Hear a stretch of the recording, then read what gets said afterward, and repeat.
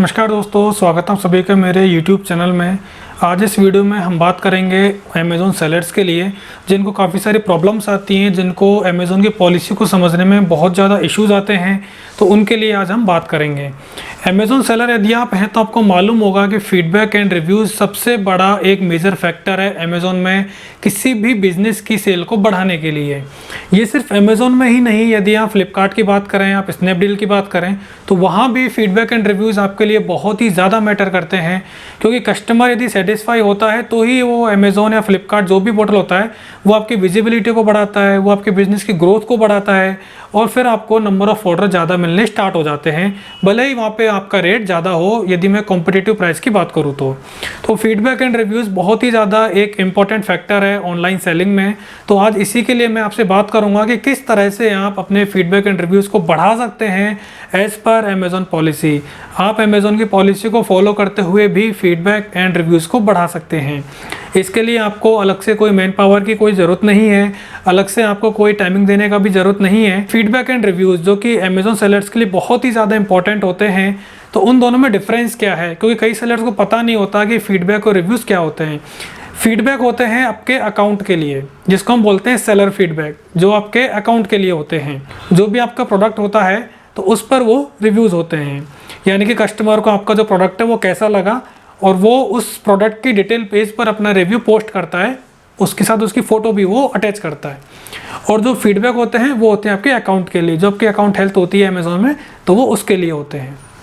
Feedback and reviews दोनों ही ज़रूरी होते हैं। हम ये नहीं कह सकते कि फीडबैक ज़्यादा ज़रूरी है या रिव्यू ज़्यादा ज़रूरी है। हाँ, एक बात है कि यदि कस्टमर जो शॉपिंग करता है तो वो सबसे पहले रिव्यूज़ देखता है कि जो भी आइटम उसको परचेज़ करना है तो वो उसके रिव्यूज़ देखता है। उस सेलर के अकाउंट पर क्या फीडबैक है, ये चांस कम है कि वो बायर उसको भी देखे।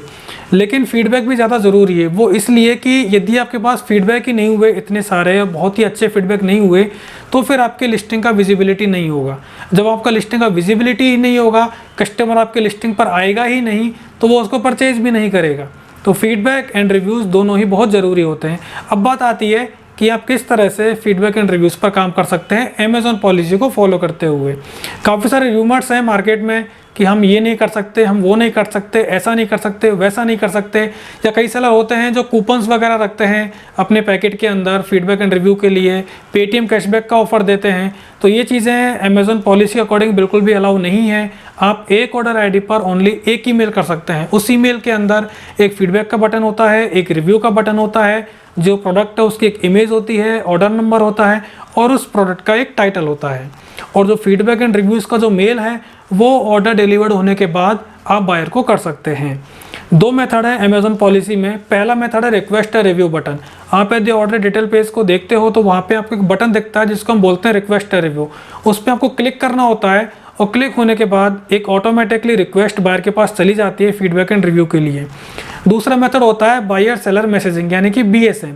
वहाँ से आपको मैनुअली ईमेल करने होते हैं, वहाँ कोई बटन नहीं होता, कंटेंट आपको वहाँ टाइप करना होता है कि आपको किस तरह से कंटेंट भेजना है बायर को, और वो फिर मेल जो है वो बायर के पास चला जाता है। दोनों ही अमेज़ॉन पॉलिसी अकॉर्डिंग फीचर्स हैं, दोनों का आप यूज़ कर सकते हैं।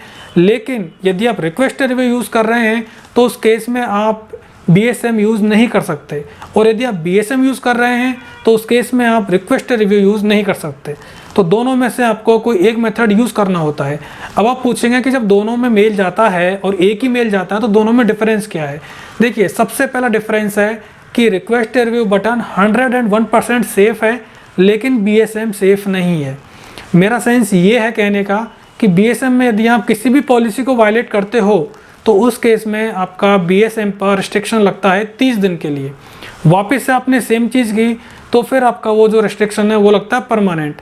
स्टिल आप अमेज़ॉन अकाउंट आपका एक्टिव रहेगा, आपके ऑर्डर्स भी आते रहेंगे, लेकिन आप फीडबैक एंड रिव्यूज़ के लिए BSM के थ्रू मेल नहीं कर पाएंगे, फिर भी आप रिक्वेस्ट रिव्यू यूज़ कर पाएंगे। तो वहाँ आपके लिए केवल एक ऑप्शन बचेगा। रिक्वेस्ट रिव्यू बिल्कुल सेफ़ है, क्योंकि उसका जो टेम्पलेट होता है वो अमेज़ॉन का होता है, जो अमेज़ॉन उसको डिज़ाइन करता है। उस टेम्पलेट को आप देख नहीं सकते, बटन पे क्लिक किया और ऑटोमेटिकली वो टेम्पलेट बायर के पास चला जाता है। दूसरा डिफरेंस, रिक्वेस्ट रिव्यू जो होता है उसको आप, उसका एक विंडो होता है 5 to 30 डेज़ का, तो आप उसके बीच ही आप उस रिक्वेस्ट रिव्यू को यूज़ कर सकते हैं। लेकिन BSM में आप ऐसा भी कर सकते हैं कि आज ऑर्डर डिलीवर्ड हुआ तो आज ही आप उसको मेल ड्रॉप कर सकते हैं, क्योंकि कई सेलर होते हैं जिनको सेम डे मेल करना होता है या नेक्स्ट डे मेल करना होता है, तो BSM में आप ये चीज़ भी कर सकते हैं। थर्ड डिफरेंस है फीडबैक एंड रिव्यूज़ लिंक का।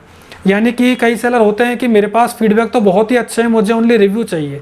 अब यदि 2 बटन जाएंगे तो बहुत ज़्यादा चांस होता है कि बायर केवल एक बार आपको फीडबैक देगा, अब वो या तो रिव्यू देगा या फीडबैक देगा। तो उस केस में यदि आपको रिव्यू चाहिए तो आप BSM में ओनली रिव्यू के लिए मेल कर सकते हैं, उस मेल में फीडबैक का लिंक नहीं होगा। तो बायर आपको जब भी रिव्यू देगा तो वो रिव्यू ही आएगा, क्योंकि वहाँ पर फीडबैक का बटन नहीं होता है। लेकिन रिक्वेस्ट रिव्यू में दोनों बटन होते हैं, दोनों ब्लैंक स्टार्स बने हुए होते हैं, तो जो बायर होता है उसको उन स्टार्स पे क्लिक करना होता है। एक रूमर और भी है कि मेल में जो स्टार्स बने जाते हैं उस पर क्लिक होते ही रिक्वेस्ट सबमिट हो जाती है, फीडबैक सबमिट हो जाता है। ऐसा बिल्कुल भी नहीं है।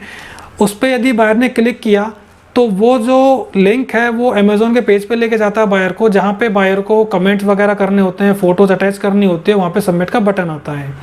दोनों में ये डिफरेंस होते हैं। तो आपके लिए BSM भी अच्छा है और रिव्यू भी अच्छा है। यदि आप बोलते हैं सर दोनों में से बेटर कौन सा है, तो देखिए दोनों ही बहुत अच्छे हैं, रिजल्ट दोनों में ही मिलते हैं। लेकिन यहाँ पे आपको पेशेंस रखना होता है, बिकॉज यदि आप सोचें कि मैं 1 महीना फीडबैक और रिव्यू के लिए मेल करने स्टार्ट कर देता हूँ, तो उस 1 महीने में हो सकता है कि आपके पास रिजल्ट नहीं आए, तो आपको ये कंटिन्यू करना है। अब बात आती है इसके प्रोसेस की, कि इसका प्रोसेस तो बहुत ज़्यादा मैनुअली होता है, आपको बार बार बटन पे क्लिक करना होता है, कई बार वहाँ पे एरर दिखाता है कि अवेलेबल नहीं है अभी, तो आपको बार बार ये चीज़ें करनी होती हैं। BSM में भी आपको बार बार मैसेज टाइप करने होते हैं और आपको भेजना होता है। इन दोनों का ऑटोमेशन अवेलेबल है। अब मैं आपको इंट्रोड्यूस करता हूँ रेटिंग राजा, जो कि एक अमेज़ॉन से अप्रूव्ड कंपनी है, एक सॉफ्टवेयर है जो कि क्लाउड बेस्ड काम करता है और अमेज़ॉन के एप्लीकेशन स्टोर पर भी अवेलेबल है। आप अपने अमेज़ॉन के सेलर अकाउंट से भी रेटिंग राजा सॉफ्टवेयर को चेक कर सकते हैं, आपको ये ऐप स्टोर में मिल जाएगा। इसको देखने का प्रोसेस भी आपको स्क्रीन पे दिख रहा होगा, तो आप स्क्रीन पर भी देख सकते हैं कि आप किस तरह से रेटिंग राजा को आपके अमेज़ॉन अकाउंट में देख सकते हैं, जो कि अमेज़ॉन से अप्रूव्ड है। पहली बात, ये मेड इन इंडिया है 101%।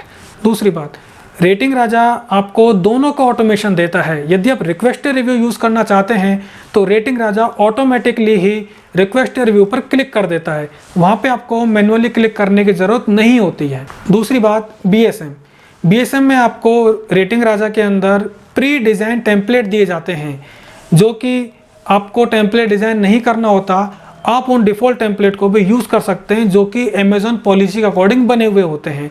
यदि आप खुद का टेम्पलेट डिज़ाइन करना चाहते हैं, खुद का कंटेंट यूज़ करना चाहते हैं, तो वो भी आप रेटिंग राजा में बना सकते हैं। यहाँ पे BSM में होगा ये कि ऑटोमेटिकली ही मेल जाएंगे और वो सारे मेल जो हैं वो आपको मैसेज के सेक्शन में अपडेट हो जाएंगे। तो दोनों का ऑटोमेशन आपको यहाँ मिलता है। इसके अलावा इसमें बहुत सारे फीचर्स हैं, तो आप एक बार वेबसाइट विजिट करके उन सारे फीचर्स को चेक कर सकते हैं।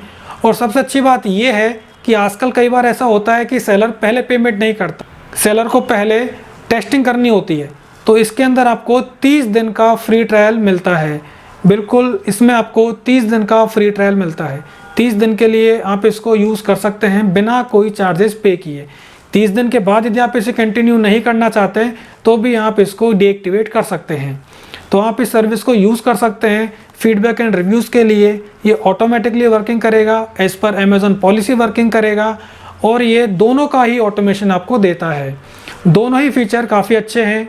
BSM भी आप यूज़ कर सकते हैं, रिक्वेस्ट रिव्यू भी आप यूज़ कर सकते हैं। एडवांस फ़िल्टर के इसमें आपको ऑप्शन दिए जाते हैं। सपोज दैट कि आप ओनली न्यू कस्टमर को मेल भेजना चाहते हैं जो पहली बार आपसे शॉपिंग कर रहा है, तो आप वहाँ भी इस चीज़ को, इस फ़िल्टर को सेट कर सकते हैं। किसी स्पेसिफिक ब्रांड, स्पेसिफिक एसिन को आप सेट कर सकते हैं कि केवल इसी एसिन पे मेल जाना चाहिए, या आप फुलफिलमेंट मोड को भी सेट कर सकते हैं, जैसे कि FB ऑर्डर पे जाना चाहिए, या फिर FBM ऑर्डर पे जाना चाहिए, या फिर सेलर फ्लेक्स के ऑर्डर पे जाना चाहिए। तो एडवांस फ़िल्टर के ऑप्शन आपको यहाँ पर दिए जाते हैं, आप इनको यूज़ कर सकते हैं। और एक बार जब आप इनको सेट कर देंगे तो ऑटोमेटिकली ही मेल जाने स्टार्ट हो जाते हैं। डेली सुबह 9 बजे आपको रिपोर्ट भी मिलती है कि लास्ट डे आपके कितने मेल्स हैं जो शेड्यूल हुए और कितने मेल आपके सेंड हुए। रिक्वेस्ट रिव्यू यदि आप मैन्युअली यूज़ करते हैं तो वहाँ पे आपको उसका कोई रिपोर्ट नहीं दिया जाता कि किस ऑर्डर आईडी पे आपने उसको क्लिक किया है, किस पर आपने उसको क्लिक नहीं किया है। लेकिन रेटिंग राजा आपको इसका एक रिपोर्ट देता है कि किस किस ऑर्डर आईडी पर रिक्वेस्ट रिव्यू क्लिक हुआ है और किस ऑर्डर आईडी पर रिक्वेस्ट रिव्यू क्लिक नहीं हुआ है। यहाँ पे आप टाइमिंग भी सेट कर सकते हैं कि किस टाइम पे आपको रिक्वेस्ट रिव्यू सेंड करना है, किस टाइम पे आपको BSM सेंड करना है। टाइमिंग बहुत ज़्यादा एक इम्पॉर्टेंट फैक्टर होता है। कई बार ऐसा होता है कि आप मॉर्निंग में मेल शेड्यूल करते हैं, कई बार नाइट में मेल शेड्यूल करते हैं, तो टाइमिंग यहाँ पे बहुत ज़रूरी होता है। यदि आप Amazon SPN है तो भी आप रेटिंग राजा की सर्विसेज को अपने क्लाइंट्स को ऑफर कर सकते हैं। यहाँ पर एक SPN पार्टनर प्रोग्राम है, आप उस प्रोग्राम को ज्वाइन कर सकते हैं और उसके बाद आप ये सारी सर्विसेज अपने अकॉर्डिंगली अपने सेलर्स को भी दे सकते हैं। तो पार्टनर प्रोग्राम में यदि आपको जुड़ना है तो आप डिस्क्रिप्शन बॉक्स में एक ईमेल आईडी दिया हुआ है, वहाँ जाके आप मेल ड्रॉप कर सकते हैं। और यदि आप सेलर हैं, आपको 30 दिन के लिए यूज़ करना है, तो भी आपको एक लिंक डिस्क्रिप्शन में मिल जाएगा, वहाँ पे क्लिक करके आप इसको यूज़ कर सकते हैं 30 दिन के लिए। तो रेटिंग राजा जो कि एक बहुत ही अच्छा सॉफ्टवेयर है, 30 दिन के लिए फ्री भी है, तो आप इसको यूज़ कर सकते हैं। ये आपको हेल्प करेगा फीडबैक एंड रिव्यूज़ को बढ़ाने में।